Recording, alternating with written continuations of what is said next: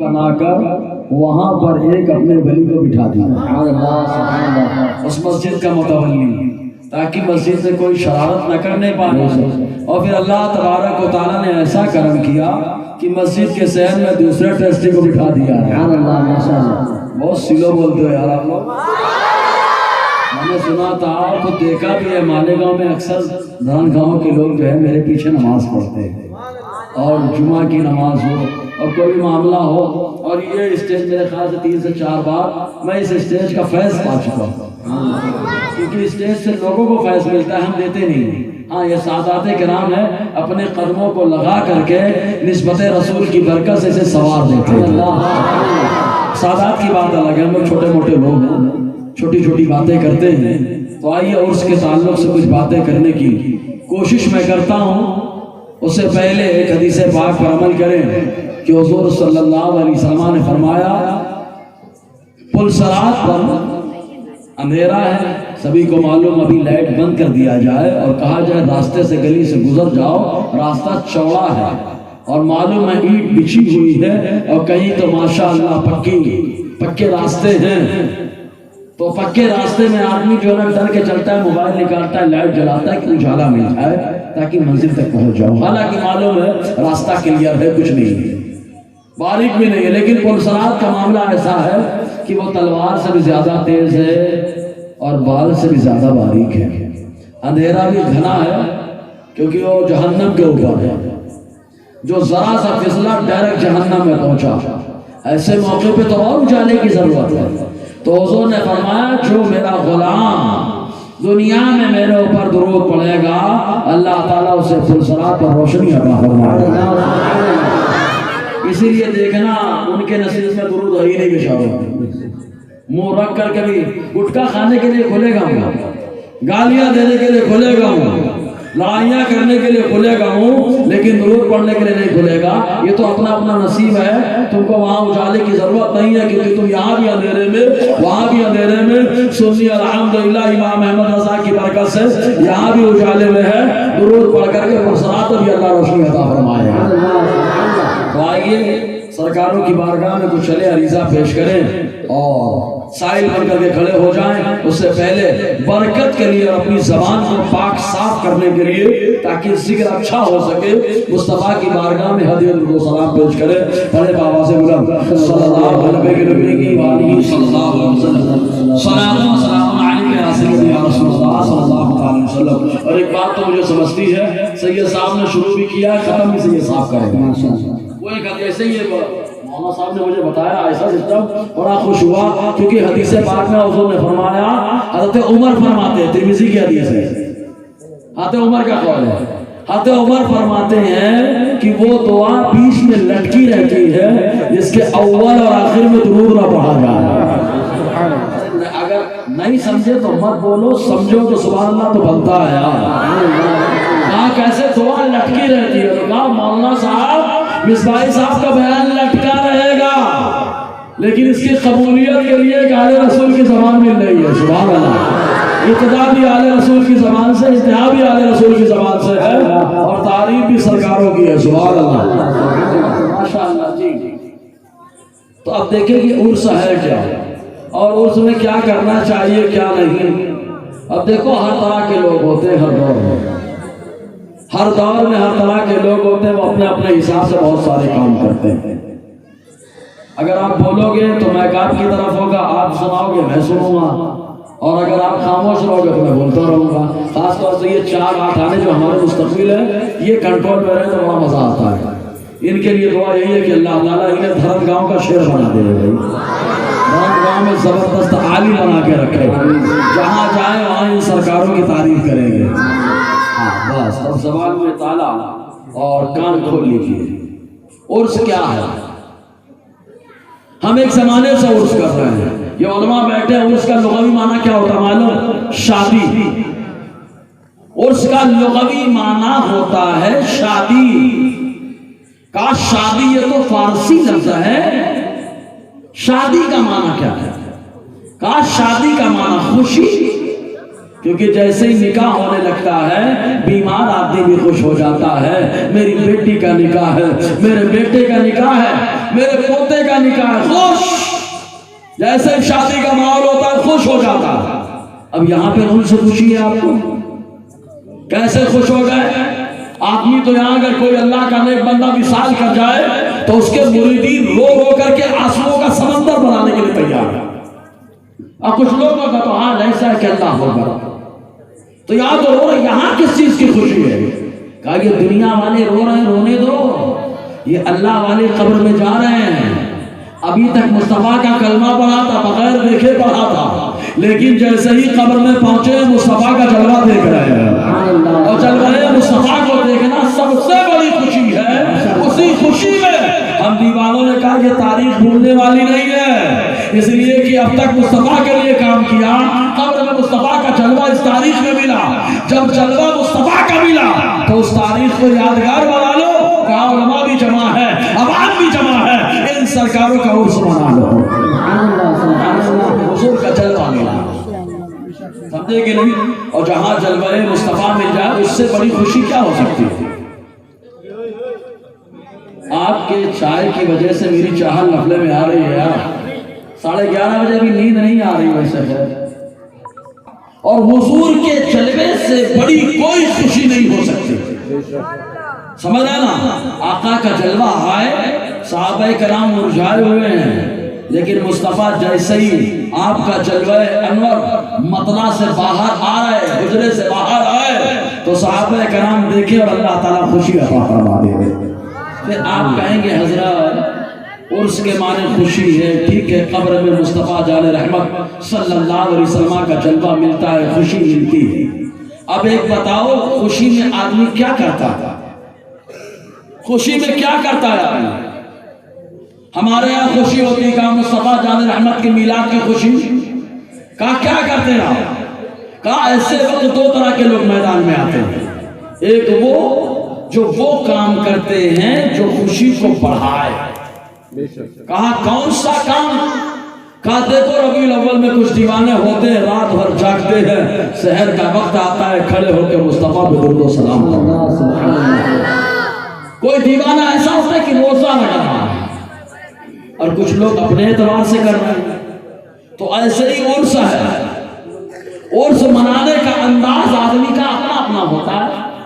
کوئی اپنے حساب سے منا رہا ہے, کوئی اپنے حساب سے منا رہا ہے. ہم تو کہیں گے سرکار میرا محی الدین صاحب حضور شہید وقت آپ کی بارگاہ میں عرض کرتے ہیں, ہم آپ کا عرس کیسے منائیں؟ تو ان کی بارگاہ سے جواب ملے گا, مولانا بتائیے جس انداز میں ہم نے اپنے بزرگوں کا عرس منایا اسی انداز میں عرس منائے, تب یہ میرے غلام بھی ہوں گے, میرے طریقے پر چلنے والے بھی ہوں گے.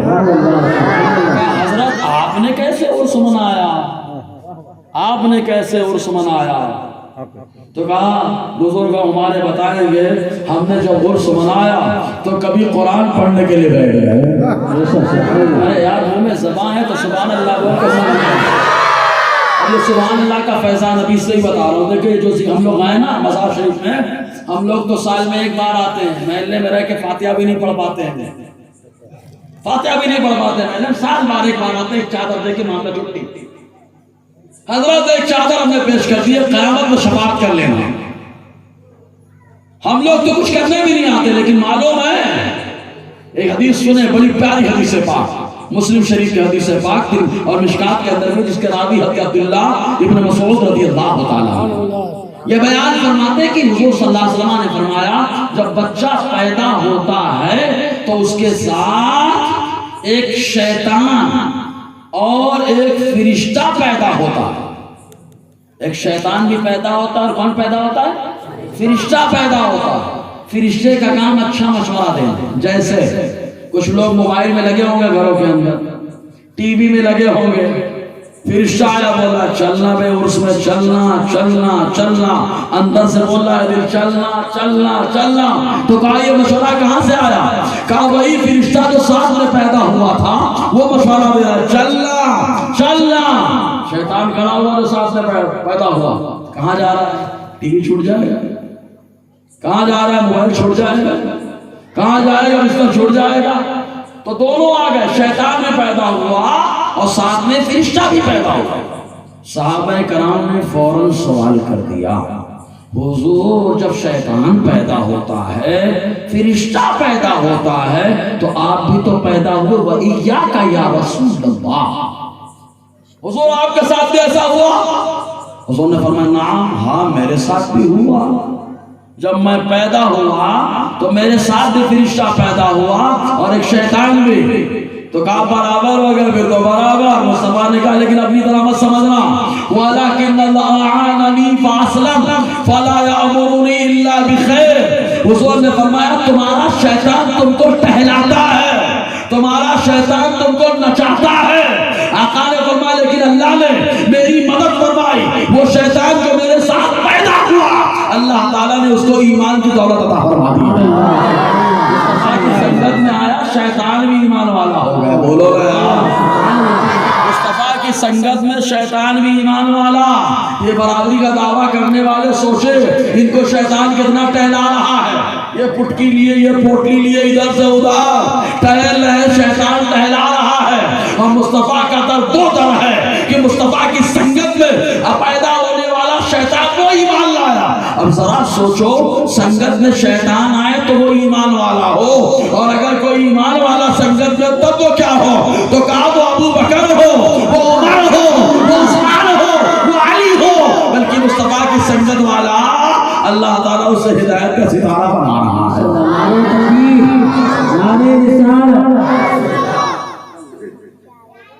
تو شیطان پیدا ہوا۔ اب آپ کہیں گے حضرت حضور کے ساتھ پیدا ہوا، ایمان لے آئیے۔ شیطان انسان جب انتقال کر جاتا ہے یا ہمارے بزرگ شہید ہو گئے، مزار میں آرام فرما ہے، اندر مزار میں آرام فرمائے، تو ان کے ساتھ جو فرشتے تھے وہ کہاں گئے؟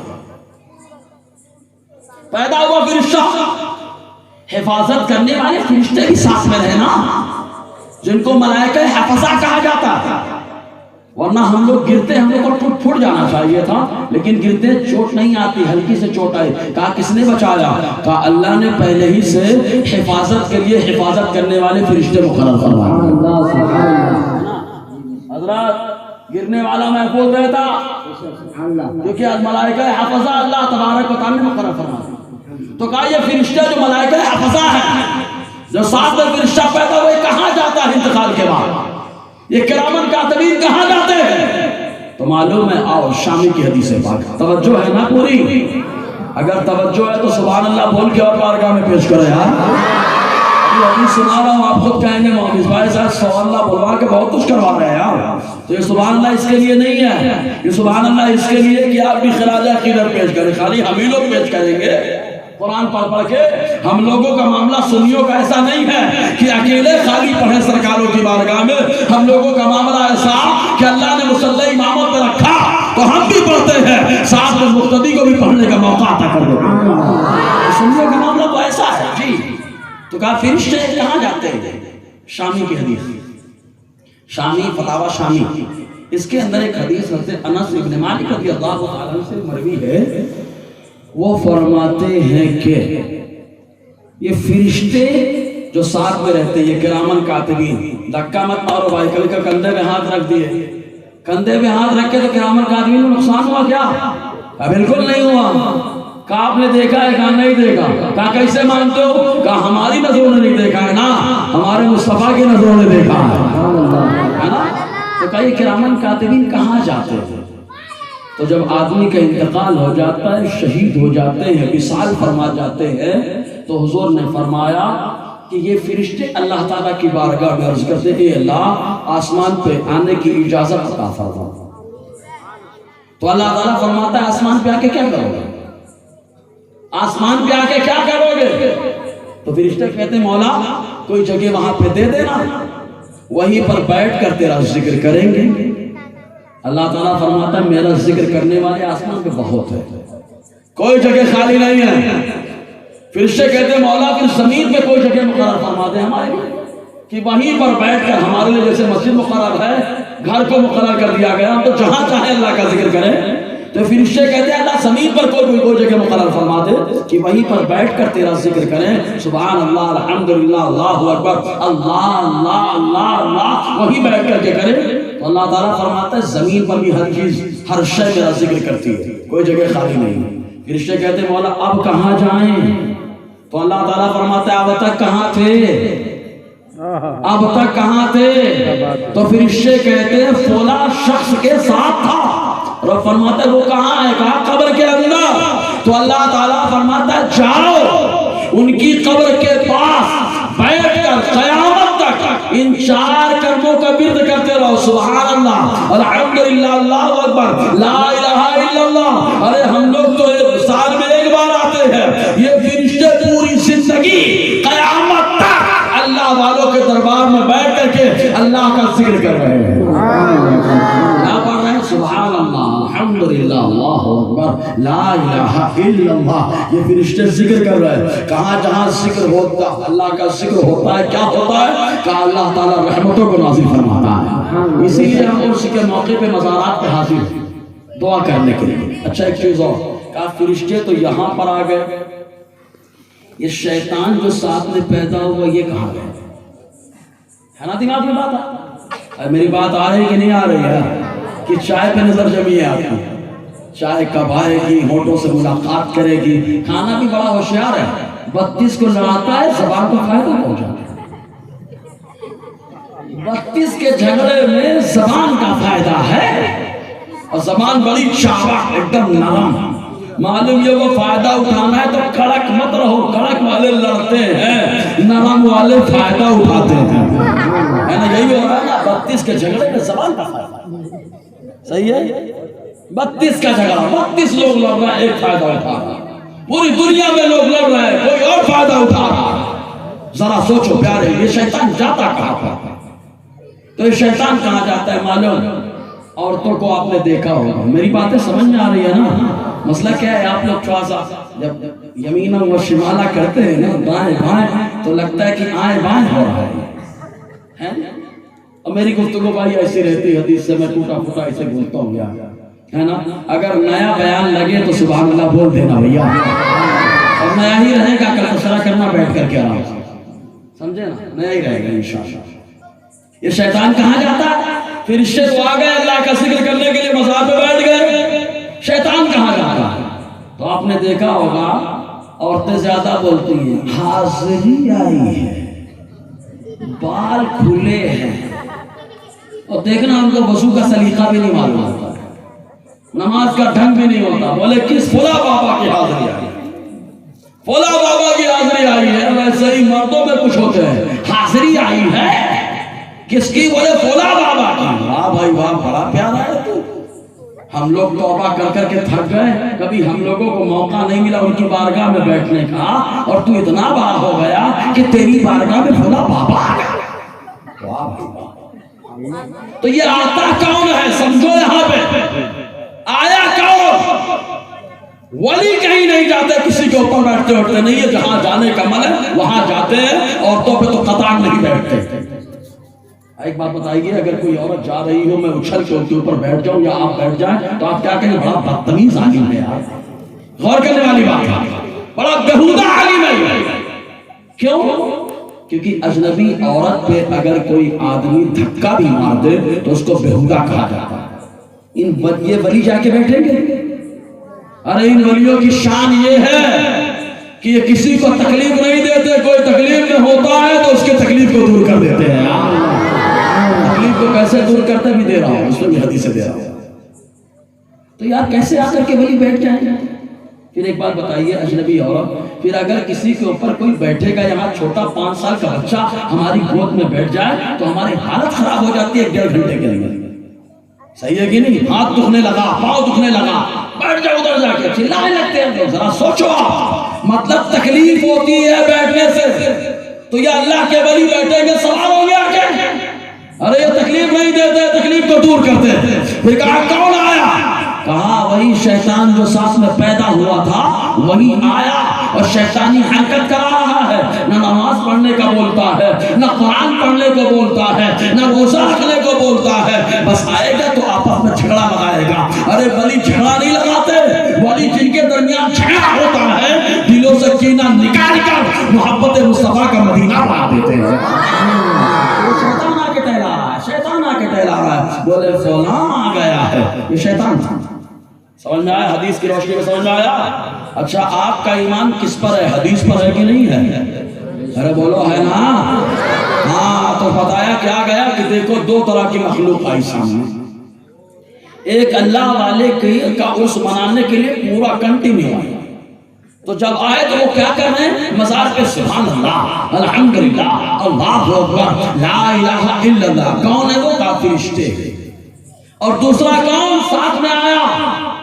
لوگوں کو تکلیف دینا شروع کر دیا، ٹہلانا شروع کر دیا۔ اب ایسے ہی اللہ والوں کو ماننے والے دو طرح کے ہوتے ہیں، ایک وہ جو اپنی منمانی کرتے ہیں، لوگوں کو تکلیف دیتے ہیں، اچھل کود کرتے ہیں، تماشے کرتے ہیں، ایسی تکلیف دیتے ہیں کہ اگر کوئی بیمار ہو تو اس کو اٹیک آنے کا خدشہ، کبھی پیٹ پیٹ کر کے، کبھی بجا بجا کر کے یہ تکلیف دے رہے ہیں۔ ذرا سوچو یہ کس کا کام کر رہا ہے؟ اور جو ان فرشتوں کے طریقے پہ چل رہے ہیں وہ اسٹیج لگا کر کے مصطفیٰ پہ درود و سلام پڑھ رہے ہیں، کبھی اللہ تعالیٰ کا ذکر کر رہے ہیں، کبھی قرآن پاک کی تلاوت کر رہے ہیں۔ اب آپ فیصلہ کرو کہ آپ کس میں جانا چاہتے ہیں، ان میں جانا چاہتے ہیں یا اور میں جانا چاہتے ہیں؟ اگر سمجھ میں آیا ہے تو اب فرشتوں کی طرح سبحان اللہ بولو، کہتے نا فرشتے سے، ٹھیک ہے؟ تو اب آپ کس میں شامل ہونا چاہتے ہیں؟ بولے نہیں حضرات ڈھول بجاؤ تو بڑا مزہ آتا۔ میں نے کہا بھیا دیکھو ایک بات، جو جیسا ہوتا اس کو وہ چیز پسند آتی۔ مثال دے دوں، جو گٹکا کھاتے ہیں برا مت مانے بھائی، ہاں گٹکا کھانے والے برا مت مانے، ورنہ بڑا خوش نصیب ہے گٹکا میں اکثر بولتا کہ جس زبان پہ اللہ کا ذکر نہیں ہوتا، درود نہیں ہوتا، اس زبان پہ گٹکا ٹہلتا رہتا ہے۔ کتنا عظمت والا ہے گٹکا، کس زبان پہ آ کر کے مستیاں کر رہا ہے، کیا پاورفل ہے گٹکا کی زبان پہ آ گیا۔ جس زبان، اور جب آتا ہے تو درود پڑھنے نہیں دیتا، جب آتا ہے تو سلام پڑھنے نہیں دیتا، جب آتا ہے تو قرآن پڑھنے نہیں دیتا۔ اب سوچو یہ کتنا شریف ہے یا کتنا شریر ہے۔ تو جو آدمی گٹکا کھاتا ہے اس کو گٹکے میں بڑا مزہ آتا ہے، صحیح ہے؟ اور جو آدمی گٹکا نہیں کھاتا اس کے سامنے کوئی گٹکا کھاتا تو اس سے جو گرد نکلتی ہے اس کو بڑی تکلیف ہوتی ہے، بڑی تکلیف ہوتی ہے۔ ویسے ہی اب آگے اور بڑی ایک مثال دے رہا ہوں، سگریٹ پینے والا جب سگریٹ پیتا ہے تو بڑی شان سمجھتا ہے، سگریٹ پی رہا ہوں، اور دھواں جا کے اس کے کلیجے کو پی رہا ہے، کلیجے کو پی رہا ہے۔ بعد میں ڈاکٹر بولتا ہے بیڑی پیتا تھا، سگریٹ پیتا تھا، ہاں پیتا تھا۔ ارے بیڑی آپ نے بیڑی کو نہیں پیا، بیڑی نے آپ کو پی لیا ہے، کہ سگریٹ نے آپ کو پی لیا ہے۔ ذرا سوچیں آپ، تو جو آدمی سگریٹ پیتا ہے اس کو بہت اچھا لگتا ہے، لیکن جو نہیں پیتا اس کے سامنے دھواں چھوڑو بہت برا لگتا ہے، بہت برا لگتا ہے۔ ایسے ہی یہ دیکھو خامیوں میں آ گیا، اچھائیوں میں آ گیا۔ جو اللہ والے ہیں، اللہ کے نیک بندے ہیں، نماز کا ذکر کرو بڑا خوش ہوتا ہے۔ کیوں خوش ہوتا ہے؟ کہ نماز کی بات ہو رہی ہے، سلام کی بات کرو بڑا خوش ہوتا ہے، قرآن کی بات کرو بڑا خوش ہوتا ہے۔ کہاں کلیئر ہو گئی بات؟ جس کا جیسا مزاج ہوتا ہے وہ کام کرتا ہے۔ جس کا مزاج شیطان والا تھا اس نے شیطان کو خوش کرنے کے لیے کام کیا، اور جس کا مزاج رحمان والا تھا وہ آ گیا مزار میں وہی کام کر رہا جس سے رحمان نازل ہو رہا ہے۔ اب آدمی اپنے بارے میں غور کرے وہ کس میں شامل ہونا چاہتا ہے۔ کہا حضرت یہاں پہ تو معلوم ہی نہیں پڑتا۔ بولے آخرت میں معلوم پڑی ہے، آخرت میں کیا قبری میں معلوم پڑ جاتا ہے۔ قبر بڑی ڈینجر چیز ہے، بڑا اچھا لگتا ہے دوسرے کو مٹی ڈالے، اتنا ڈرتی ہماری، اتنا زیادہ ڈرتی ہماری قوم کہ ابا کا انتقال ہوتا ہے 2.5 سال اترنے کے لیے تیار نہیں ہوتے۔ بولے کیوں؟ کہیں اندر قبر کھینچ نہ لے۔ اے بھیا آج نہیں اتر رہے ہو کل اتارے جاؤ گے، آج نہیں اتر رہے ہو نا اتارے جاؤ گے۔ معلوم ہے قبر سے خصوصیت بڑھاؤ۔ جو بندہ قبر پہ آ کر تلاوت کرتا ہے، فاتحہ پڑھتا ہے، قرآن پڑھتا ہے تو اللہ تبارک و تعالیٰ اس اس سے قبر کی محبت کو بڑھا دیتا ہے۔ ایک بات یاد رکھو، جو آدمی کہیں نیا نیا جاتا ہے وہ بہت ڈرتا ہے، گھبراتا ہے، اور جو آدمی بار بار جاتا رہتا ہے وہ ڈرتا نہیں ہے۔ جیسے مسجد میں پہلی بار آیا، پہلا نمازی تو ٹینشن میں کیسے پڑھنے کا نماز، لیکن جو بار بار آتا ہے معلوم ہے کیا ٹینشن لینا، امام صاحب سامنے کھڑے ہیں، ان کی کاپی کرو، جنت میں جانے کا ہے۔ تو کہا بس اسی طریقے سے جو آدمی پہلی بار قبر میں آیا وہ گھبراتا ہے، اور جو بار بار قبر دیکھنے آتا ہے اللہ تعالیٰ اس کی گھبراہٹ کو ختم فرما دیتا ہے۔ اس میں آنے کا ایک یہ بھی سبب ہوتا ہے کہ یہ اللہ والے ہیں جنہوں نے گردن کٹا کے شہادت کا مقام حاصل کر لیا۔ ہم بھی اگر اس مقام کو آئیں گے پائیں گے تو اللہ تعالیٰ ہمارا بھی ذکر لوگوں کی زبان سے کروا دے گا، لوگوں کی زبان سے کروا دے گا۔ ٹھیک ہے، تو آدمی فیصلہ کرے کون کس مزاج کا ہے۔ سمجھ میں آ رہا نا؟ جو اشارہ دے رہا ہوں میرے خیال سے عوام مجھ سے زیادہ سمجھدار ہے، سمجھدار ہے نا؟ کچھ بچے ہمارے لگے رہتے ہیں، ان سے بولو بھیا تیات آتی، بولے نہیں فلاں بابا نے بتایا تھا۔ ارے بابا کے چکر میں مت پڑنا، کوئی بابا ہو تو منع بھی چاہوں گا، بابا لوگ اکثر مجھ سے ناراض ہو جائے۔ بھیا تم ناراض ہو تو جا کے مر کر کے اللہ سے شکایت میری کر دینا، رسول اللہ سے جا کے میری شکایت کر دینا، کوئی فرق نہیں پڑتا، کیونکہ میں تمہارا ترجمان بن کے نہیں بیٹھا ہوں، یہاں مصطفیٰ کا غلام بن کر کے بیٹھا ہوں۔ تو جو مصطفیٰ کی غلامی کا حق ہے وہ تو ادا کرنا ہے، چاہے برا لگے چاہے اچھا لگے۔ مصطفیٰ نے ایک حق بات بول دی، پورے مکے والے مخالف ہو گئے، پورے مکے والے مخالف ہو گئے۔ آقا علیہ السلام صفا کی پہاڑی پہ چڑھے، سب مانتے تھے سچے بھی ہیں، وعدے کے پکے بھی ہیں، امانت دار بھی ہیں، سب کچھ ہیں۔ خالی حضور نے کہا میں اللہ کا پیغمبر ہوں، اسی لیے بلایا۔ سب مخالف ہو گئے، ایک سچی بات بولی مصطفیٰ نے، سب مخالف ہو گئے۔ تو اب آپ دیکھو یہ غلام مصطفیٰ کی جماعت یہ حق بات بول رہے ہیں کہ ڈھول بول کے چکر میں مت پڑو، وہ اندر سے ڈھیلا ہوتا ہے، جو اپنے کو نہیں بچا سکتا وہ ہم کو کیا بچائے گا۔ لیکن خدا کی قسم قبر میں لیٹو، اگر عذاب ہونے والا ہوگا سبحان اللہ کے کھڑا ہو جائے گا، عذاب ہونے والا ہے الحمدللہ کے کھڑا ہو جائے گا، عذاب ہونے والا ہے سلام آگے کھڑا ہو جائے گا، عذاب ہونے والا ہے قرآن آگے کھڑا ہو جائے گا۔ کہا تم کیوں بچا رہے ہو؟ کہا یہ ڈھول بجانے والوں میں سے نہیں تھے، یہ عرس کے موقع پہ میرا ذکر کرنے والے تھے۔ وہ لوگ جو ڈھول بجانے کیا ڈھول قبر میں کام آئے گا تمہارے؟ جو خود یہاں بج رہا ہے وہ کیا بجائے گا؟ سمجھ رہے کہ نہیں؟ جو یہاں خود بج رہا ہے۔ ایسے ہی ایک غلط فہمی مٹا دوں، کچھ لوگ جو ہے نا گاڑی چلاتے ہیں، نہیں گاڑی تو لیمو کاٹتے ہیں یا پھول ڈالتے ہیں، ہے نا؟ شادیوں میں رسم ہے کہ نہیں؟ اچھا انڈا والا معاملہ ہے کیا؟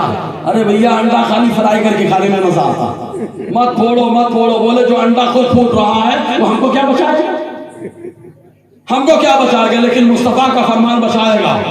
کہا کیا ہے مصطفیٰ کا فرمان؟ تو آقا نے فرمایا جو گھر سے نکلتے وقت یہ پڑھ لے بسم اللہ توکلت علی اللہ لا حول ولا قوت الا باللہ العلی العظیم۔ حضور نے فرمایا راستے میں اگر شیطان نقصان پہنچانے کے لیے کھڑا ہوگا تو پڑھنے کی برکت سے اللہ تعالیٰ شیطان سے بھی حفاظت عطا فرمائے گا۔